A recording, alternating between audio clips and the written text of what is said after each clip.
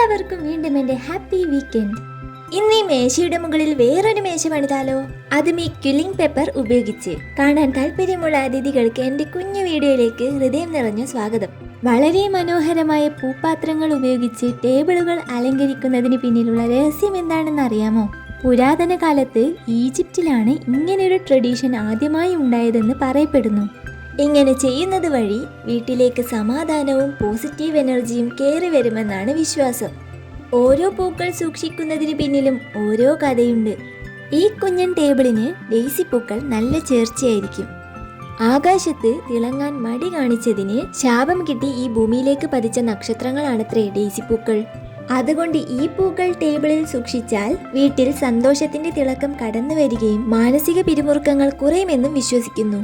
മനസ്സിൽ കണ്ട ഒരു രൂപം അതേപോലെ ഉണ്ടാക്കിയെടുക്കുമ്പോൾ കിട്ടുന്നൊരു സന്തോഷം അനുഭവിച്ചറിയേണ്ടത് തന്നെയാണ്. ഈ കുഞ്ഞു സന്തോഷങ്ങൾ സപ്പോർട്ട് ചെയ്യുന്ന എല്ലാവർക്കും വളരെ നന്ദി. ഇനി അടുത്ത വീക്കെൻഡിലെ പുതിയ വിശേഷങ്ങളുമായി വീണ്ടും ഞാൻ വരും.